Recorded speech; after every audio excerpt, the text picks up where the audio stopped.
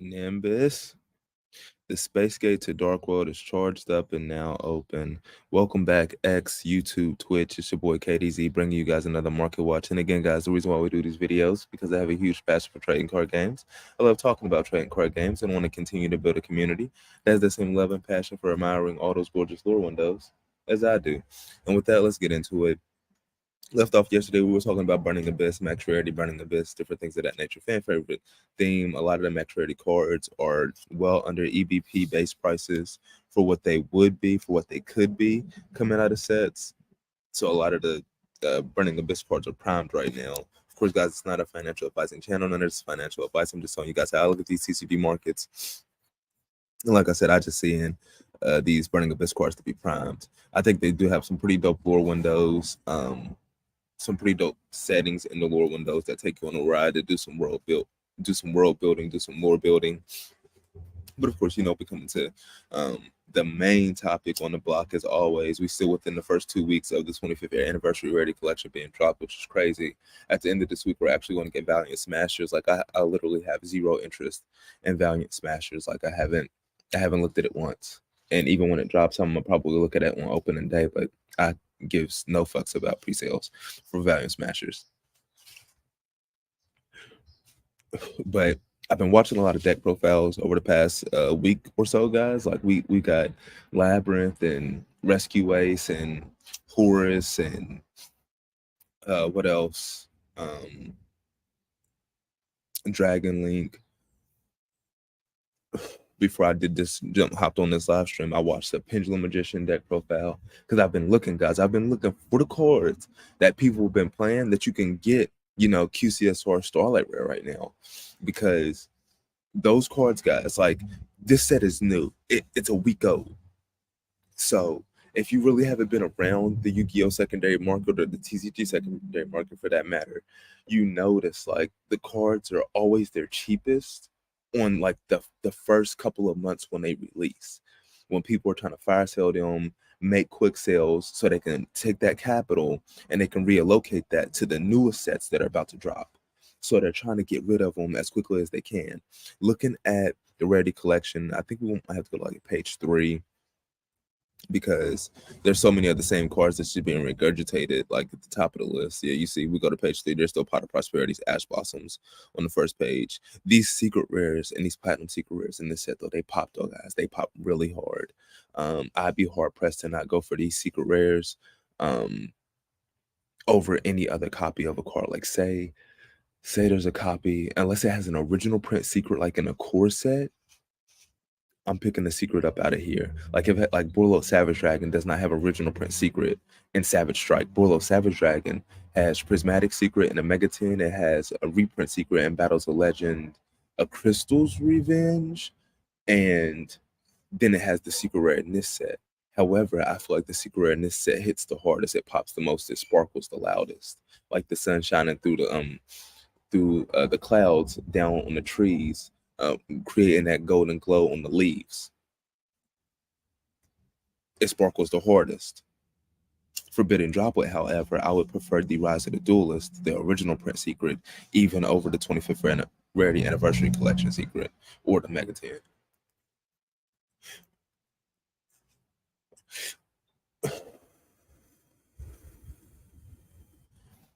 Focusing though, what we came back here for the single pack.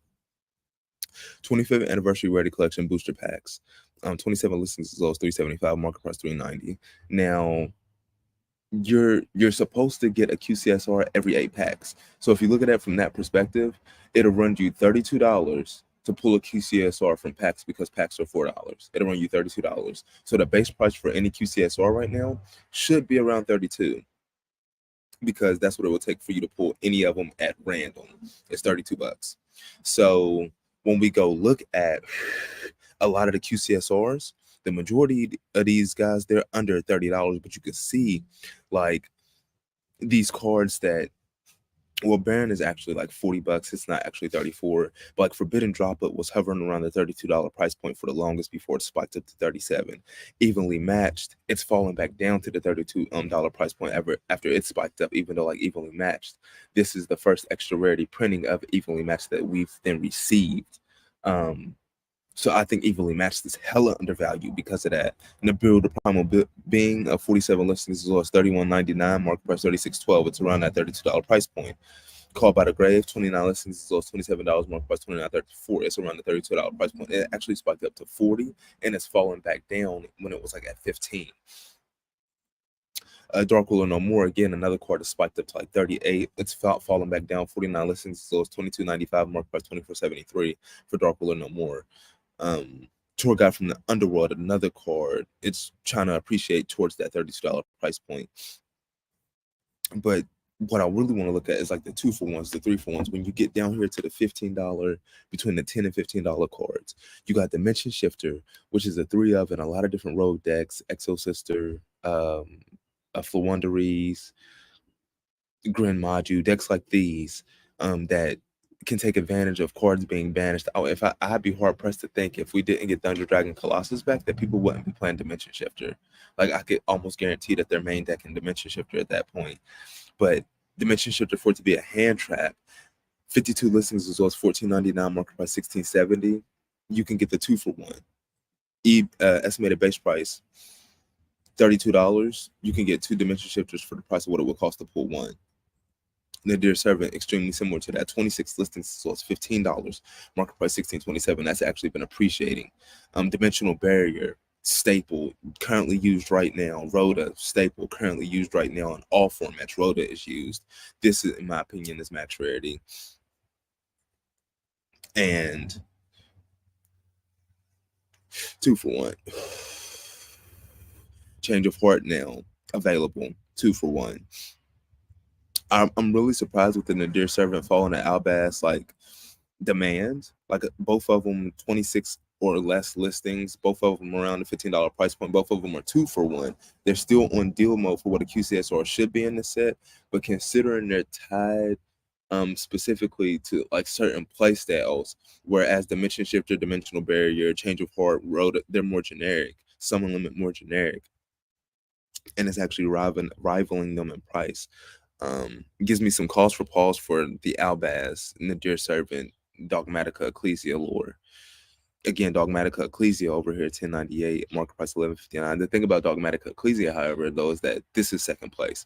Dogmatica Ecclesia has Starlight Rare, so because of that, this will always be second place, and I'll be pivoting towards the Starlight Rare right now. Of course, guys, we talk about these TCG markets as if we live in a vacuum, as if there's nothing else to buy in the world other than trading card games. But with that being said, like the Dogmatica Ecclesia Starlight Rare is exceptionally priced right now. But what I did, like last night, I was going over, like I said, looking at all these deck profiles, looking at the different extra deck monsters people are playing, the different staples people are playing. This is a hand trap format, and interestingly enough, a lot of the hand traps that are played in this format were printed in this set, and you can like officially get them now. Max Rarity, Infinite Impermanence, QCSR 3 of in a lot of decks, Ash Blossom, QCSR 3 of in a lot of decks. The 2 most expensive cards in the set, rightfully so. Both of them are inflated. The Infinite Impermanence, it's double the price of what the EBP would be. Like it's $64 for Infinite Impermanence. EBP is 32, and Ash Blossom is 160. So Ash Blossom is like 5x the price of what a QCSR should be in this set. Just extremely impressive. We've been waiting on the extra rarity print for Ash Blossom since like 2018. We've been waiting for 5 years for this, so I'm not surprised that it's holding a $150 price point. Honestly, I could see Ash. I could see it going down because it's just so high. Like over the next couple of months, I could possibly see Ash going down to like 130 maybe.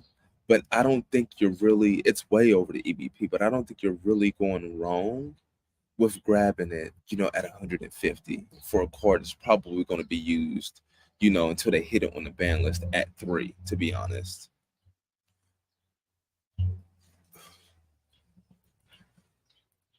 That just has a ridiculous amount of demand. And it finally has its max rarity. Same thing with Infinite Impermanence at 3, ridiculous amount of demand. They're probably never going to hit it on the ban list. But then you have Effect Veiler. People are using it in the meta right now. That's one of the higher QCSRs in the sets. It's around $50, but Effect Veiler is second place QCSR. Effect Veiler has Starlight Rare, so that's effectively second place.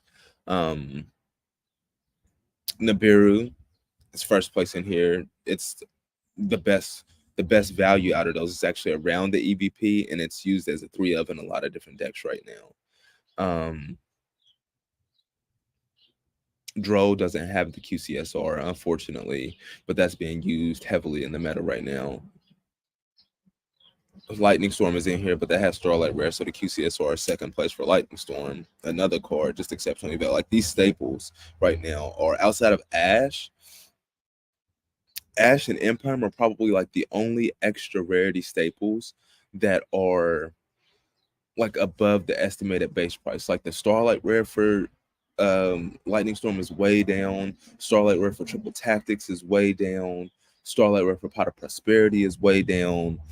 Pot of Extravagance, Pot of Desires, QCSRs, these are ridiculous value right here. Like the base price is 32. You can get a playset almost for the price of what it would cost to pull one of these.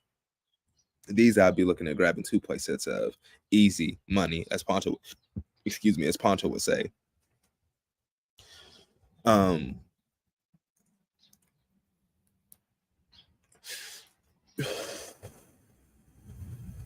then the other thing outside of the staples that I really keep an eye on is, like I said, because these are the cheapest that a lot of these evenly matched. These are the cheapest that a lot of these staples, Dark Ruler No More, these are the cheapest that a lot of these staples are going to be, I feel like, ever for their QCSR counterparts, ever. And then you have a lot of extra deck cards that they put in here as well. I was watching what I think it was a Sinful Spoils deck profile. Yes. And the extra deck was beautiful. Like QCSR Starlight IP, QCSR Starlight, QCSR SP, QCSR Typhoon. These are interesting. Like the newer QCSRs, like the ones that are dual Nexus are exceptionally priced, guys. If you've been looking at generic QCSRs that are dual Nexus, grab them now. As well as at a Monstrous Revenge, even though they're not as cheap. The ones in Age of Overlord, man, those things are mainly priced, but still, like a lot of different cards you can get in that QCSR Starlight Rarity now. Access Code Talker, Celine, Baron, Borlode Savage. A lot of just the best extra deck monsters. Mud Dragon of the Swamp. Herald of the Arclight. Dengirsu. Like it's just littered with them. And then, like I said, the SP, the IP, the Typhoon that are being used, the Zeus that is being used. Like literally all of the best extra deck monsters, almost all of them have QCSR Starlight Rare. The extra deck that you're rolling with is next level.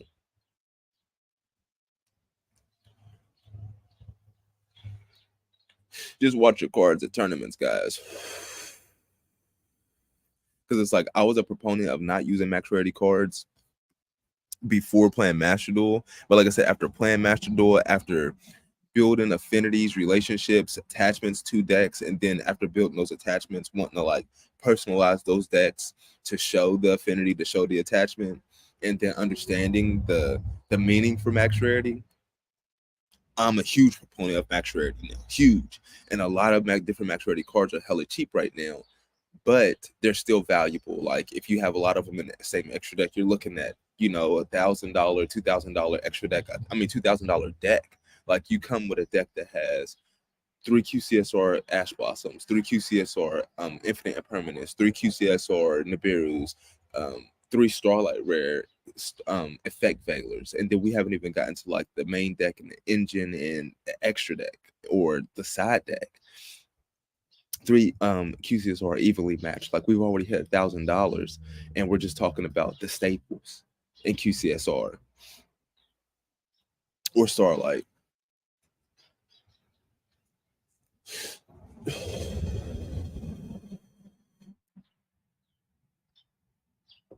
So it just goes to show, like, watch your cards, guys, going to tournaments. Like, I know we're a community and we should all be a family, like Yuma says, which is why I freaking love Yuma. Like he really brings it out. Like the Yu-Gi-Oh community is a family. We're a family. But I mean, shit. Even in biological families, you got motherfuckers who steal from each other. So just because we're a family, they don't mean motherfuckers who's not going to steal from you. You know what I'm saying? Like, or try to take over the motherfucking world. So it's just the way it is. So hope for the best, prepare for the worst.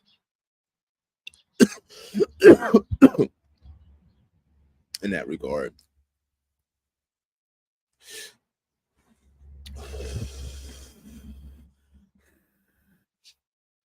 Sliding over here, Sky Crisis is nicely priced right now. The Bell Store, the Black Witch, heck of a price for her. Um, Considering like she's a splashable engine. Like I said, you got the part of the punk engine that's in QCSR right now. You have part of the adventurer engine that's in QCSR right now. Like so many different ways that you can just, I mean, like you can almost have a complete QCSR deck, complete QCSR Starlight Rare deck that is pretty as or as Perfect Cell during the freaking Cell games would say when Gohan went Super Saiyan 2. Incredible. That's what that is.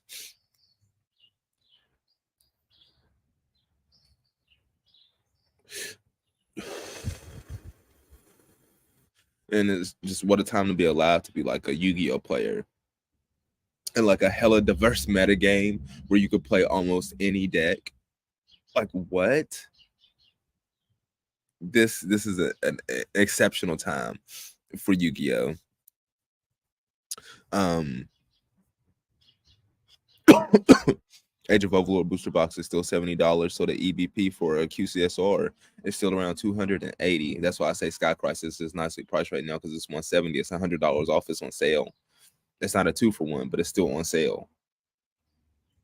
It's almost a 2-for-1. And then you come down here, you got stuff like Dark Hole Dragon or TG Rocket Salamander, a 44 listings as well as 1576 for QCSR. Whoa, when the EBP is not 32 like in the freaking rarity collection, it's 280.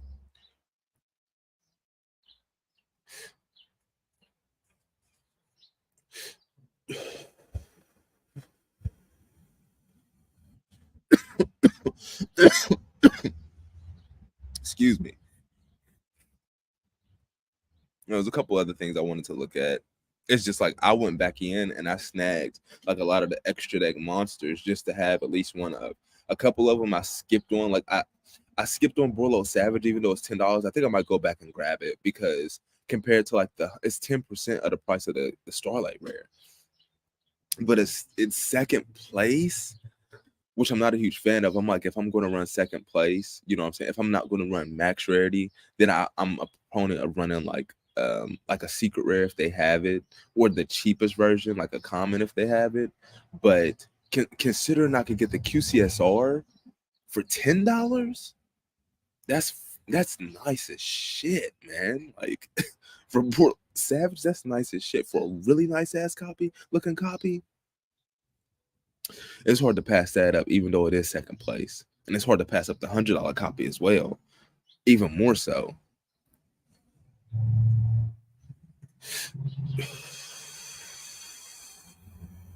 I don't even know why we were talking about Brillo Savage, but just a really cheap extra deck staple monster. Man, that Appaloosa being fucking a stack plus, that's tough, even though it's under the EBP. Like, I think like the estimated base price, what it would cost to pull a Starlight Rare at random out of Rising Rampage right now is like 3K. So the fact that like Appaloosa is half that, you're actually looking at a 2-for-1 with Appaloosa on the price of what it would cost to pull one. It's just brutal. Because I'd love to have an Appaloosa right now. Like I said, I didn't really become a proponent, like I said, until I started playing Master Duel this in the summer, guys, which is crazy. And Rising Rampage, that shit came out in motherfucking 2019. Gee whiz. You know, it's so weird because people didn't know what the price to Starlight Rare is at. Even though if we were to go back and look at the EBP, Rising Rampage, I don't think it was like plus 60 that much on release. I want to say it was like right at 60. It might even have been cheaper. It might even have been around like $50. So if we're looking at like a $50 booster box, every 2K, like EBP 24, 500, 1,000, $1,200, and like would have been the estimated base price for a Starlight Rare in that set. And I want to say Appaloosa was probably around like the $300, $400 mark. I'd have to try to go back and find an old ass market watch. I'm not even sure if M. Cole was doing market watches back in freaking 2019, but I'd have to try to find one from him like October 2019. We're about to go down the rabbit hole real quick, guys. Hold on, let's check the time. Because you know we can't be out here all day, guys. Okay, we got some pretty good timing. Let's see what we can find.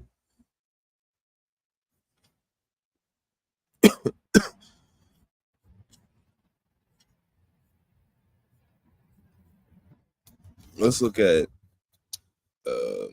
M. Cole. Did I spell his name wrong? Yeah. M. Cole 40. Market Watch. October, because he puts the dates in his. He's one of the few people who puts the dates. October 2019. He does have one. So he has, who said tournament? He's talking about tournament packs here. October 10th, October 13th. I wonder if it's going to show.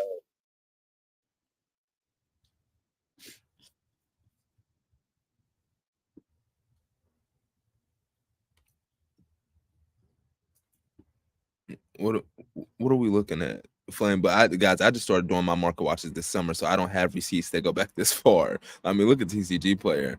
Um, but yeah, does he like go over? Let's scrap recycler. Are you kidding me? Wow. Hold on, daddy duties. I got to take this call.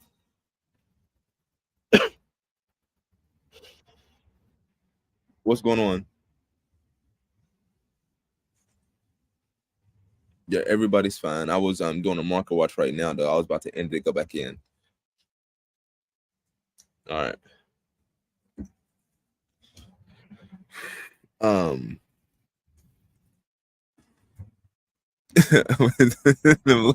you will hear on malicious bait.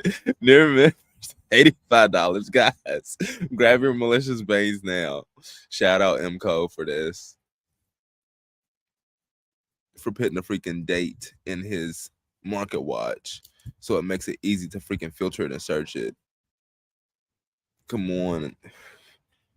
We got anything on Appaloosa. Malicious was prevalent in the meta game, apparently. Stratos bought out. Okay, so heroes must have been prevalent in the meta.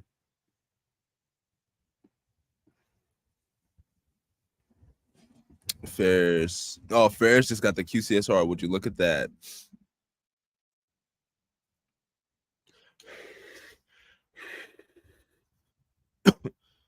Okay, Royal Tribute. All right. Marin says Rising Rampant shout. Oh, he's just looking at Marin says. Are you going to go in there, MCO? Are you going to do it? Are you going to go into Rising Rampage, or are you just going to look at Marin says? $200 for Marin says Seahorse Starlight Rares right now. I mean, if they're 200, but I want to say Marin says was like there was hype for it in the metagame. Like you look at these prices, those are hype prices. 17 listings for Mercedes Wave, $200 for Mercedes Seahorse. EBP Rising Rampage was still probably around like 1,200. So you can get 6 Seahorses for the price of one. I would say Appaloosa was probably like 400. She was probably like $400. And her secret like had appreciated to like 100. I remember it appreciated from 50. It was like $50 for the secret rare, 40, and then it jumped to 80, and then it jumped to like 115, 120 for Appaloosa before the reprint. No, it doesn't look like Galatea OTs were $30. Wow. We're about to check that real quick. No, it doesn't look like he's going to go into Rising Rampage as a whole. Hold on, the Dark Armed. What's going on back here with Dark Armed? Because Dark Armed just got the QCSR as well. What were the OTs going for?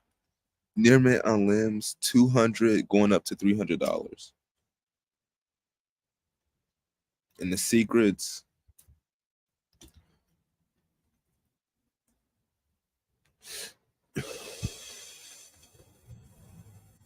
lightly played first ads were 100. Near mints were 400 for the secrets. Okay. So he didn't touch, he did not touch what we were really looking for, but Dark Armed and Yu-Gi-Oh! The ultimate rare, it was at 300. It's still around 300. The ultimate rare 23. Look at the QCSR now though. Five listings. It's all 63.57, and it even has a ghost rare now. 52 listings is all $28. Market price 35. But the OT, look at the stand power on this. Heavenly Played Unlimited is 300. Near mint is 332. The OT is holding strong. What? First day near mint, 348. So the first day near mint only took a $50 hit. That is strong out of Dark Arm Dragon. Grab the QCSRs now, guys. Grab them now. And the Ghost Rares while you're at it. Because if the OT has stand power like that, I'd grab, for the price of one OT, I'd grab that many Ghost Rares and or QCSRs.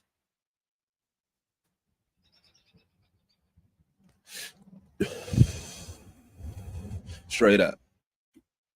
Like, and I'd have my dad, what is the acronym? Is it DAD? Teledad? Or that was the format. I'd have my dad deck blinged out for the low. For the low. But then let's go to Rising Rampage. And Yu-Gi-Oh!